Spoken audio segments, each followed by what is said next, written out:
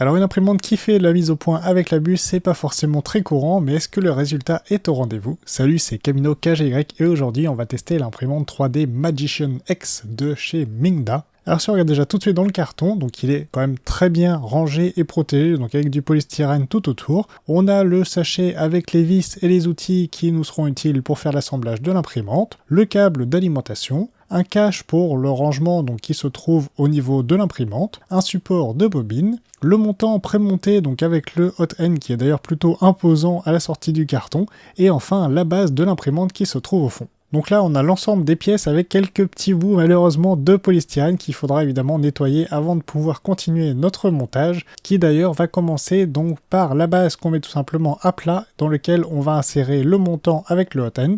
On va visser les 4 vis de maintien qui se trouvent sur les côtés. On va retourner la base et le montant pour ajouter donc 2 vis en dessous, donc pouvoir serrer le montant sur la base. On va insérer le support de bobine sur le dessus. On va mettre le câble du plateau chauffant qui se trouve sur l'arrière de l'imprimante, ainsi que les deux moteurs donc de l'axe Z. On va sécuriser le câble donc, qui permet d'alimenter le plateau en place avec 2 vis, donc là on a quelque chose qui tient vraiment très bien. Ensuite on a la nappe de gestion donc du hot end, le câble du moteur X et le end stop dans l'axe X qu'on va insérer. Et là on peut enlever donc les films plastiques.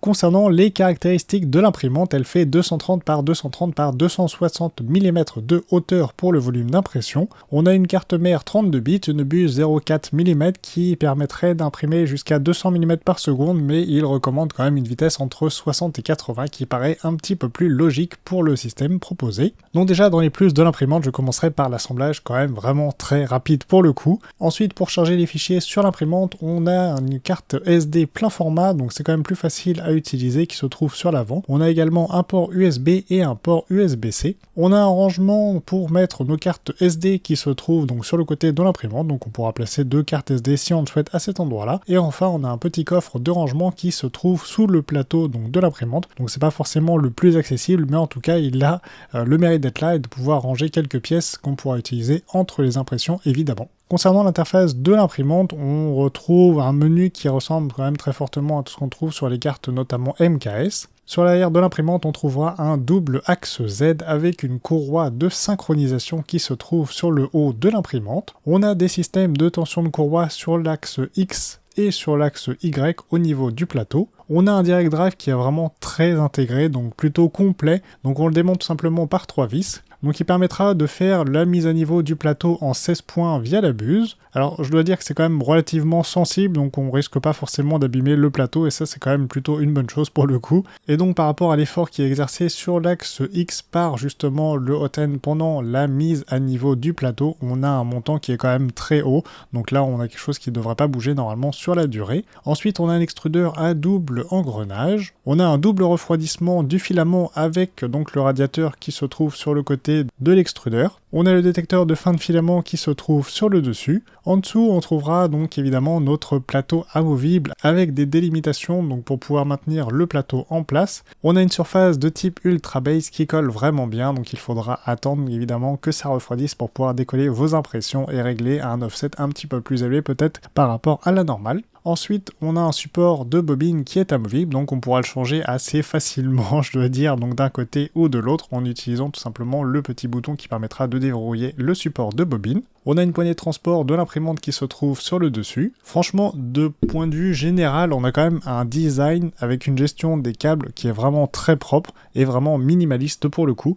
Donc on voit pas forcément beaucoup de câbles apparents, à part celui évidemment qui alimente le hot end. Sur l'avant, on voit qu'on a des profilés et une base relativement lisse qui permettra évidemment de limiter le nettoyage si on a des choses qui tombent à ce niveau-là. Sur les points à améliorer, je verrai peut-être les petites pointes de filament qu'on retrouve régulièrement sur le plateau quand on fait la mise à niveau du bed évidemment. Donc là, à cet endroit-là, il faudra éventuellement retirer, donc être sûr que la rétraction soit suffisante pour éviter d'avoir donc du filament qui se dépose à chaque fois que la tête vient faire un petit point sur le plateau. Je me suis déjà retrouvé quand même quelques fois avec pas mal de points, donc sur tout le plateau à retirer entre chaque impression. Ensuite, on a un plastique de l'imprimante qui fait peut-être un petit peu cheap. Donc en fait, on a toute la base qui est en plastique sur laquelle on vient visser les montants. Et d'ailleurs, je suis quasiment sûr que le niveau sonore de l'imprimante, qui est un petit peu plus élevé par rapport à ce qu'on a l'habitude d'avoir, vient sans doute en partie de là. Donc le fait qu'on a une base qui est en plastique et dans lequel ça doit certainement résonner au moins en partie.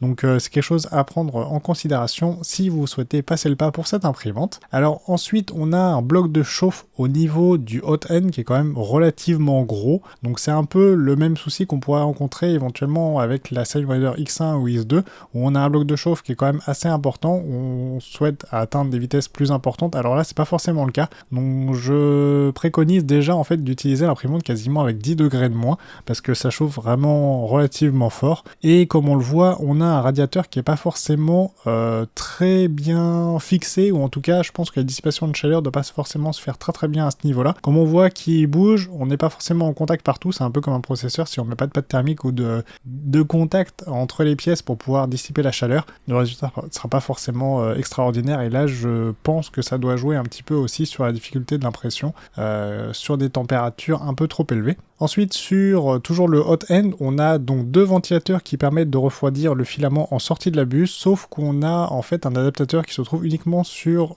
le blower, donc qui se trouve sur la partie gauche mais pas sur la partie droite. Donc en fait, à la partie gauche, on a un flux d'air qui doit être relativement puissant, et par contre à droite, on souffle un petit peu, j'allais dire comme ça, dans le vent pour le coup, et pas de manière très directionnelle en sortie du filament, et ça c'est peut-être un petit peu dommage, et je pense que vous le verrez sur les impressions de test qu'on verra juste après. Enfin, pour accéder à l'intérieur de l'imprimante, donc j'ai voulu jeter évidemment un coup d'œil à la carte mère et à ce qui se trouvait à l'intérieur. Franchement, le démontage est plutôt compliqué. Donc on a quand même 13 vis et 3 patins à enlever pour pouvoir donc retirer la plaque qui se trouve en dessous. Sincèrement, déjà de devoir retirer les patins pour pouvoir dévisser, on a même une petite étiquette qui nous dit évidemment si vous ouvrez, vous faites sauter la garantie. Bon, je trouve que en tout cas, à l'heure actuelle, pour les imprimantes 3D, faire ça, c'est pas forcément super cool pour les utilisateurs. Je pense qu'on est quand même pas mal à regarder assez régulièrement ce qui se trouve dans l'imprimante et à la modifier. À l'intérieur, on trouve en plus une carte mère qui n'est pas refroidie, donc il n'y a pas de ventilateur qui souffle dessus. Et en plus de ça, on n'a pas de radiateurs qui sont fixés sur les TMC 2208, donc les drivers qui permettent d'alimenter les moteurs de l'imprimante. Donc point de vue de refroidissement, je suis pas hyper convaincu de ce qui se trouve à l'intérieur du boîtier. Sincèrement, je pense que rajouter un petit ventilateur et des radiateurs sur les drivers, je pense pas que ça fasse de mal sur la durée en tout cas. On notera évidemment aussi, comme vous l'avez vu, que les drivers sont d'ailleurs soudés sur la carte, donc on pourra pas les remplacer si on le souhaite. Mais après des TMC 2208, c'est déjà très bien. Après évidemment, si on a un qui claque ou quoi, bah évidemment il faudra remplacer la carte du coup. Concernant la montée en température, donc sur le plateau, donc à la chauffe, on a une chauffe qui est quand même très homogène. On a évidemment au niveau des vis, on voit une température un peu plus faible, mais c'est franchement très localisé, donc je vois pas franchement de soucis particuliers à ce niveau-là. On voit qu'on a une chauffe globale donc qui a atteinte au niveau de la température de 60 degrés au bout d'un petit peu plus de 3 minutes pour pouvoir chauffer donc le plateau. Et ensuite, on voit que les angles sont peut-être un petit peu plus frais, mais franchement c'est très acceptable, il n'y a vraiment pas une grosse différence par rapport au centre du plateau. Alors quand vous allez recevoir votre imprimante, faites directement la mise à jour du firmware avec celui donc, qui est proposé donc, sur le site de Mingda. Donc il faudra regarder s'il y a un S entre parenthèses au niveau de l'information donc, sur votre écran d'imprimante pour savoir quelle version il faudra prendre. Et donc on a un cube de calibration que j'ai sorti directement avec le firmware de base où on voit qu'on a quand même pas mal de ghosting. Donc c'est pour ça que je suis tout de suite allé voir donc, les nouvelles versions du firmware, savoir si ça a changé quelque chose. Et effectivement, donc, quand on passe maintenant sur nos impressions de test, on voit que le cube de calibration après mise à jour de firmware est franchement beaucoup mieux.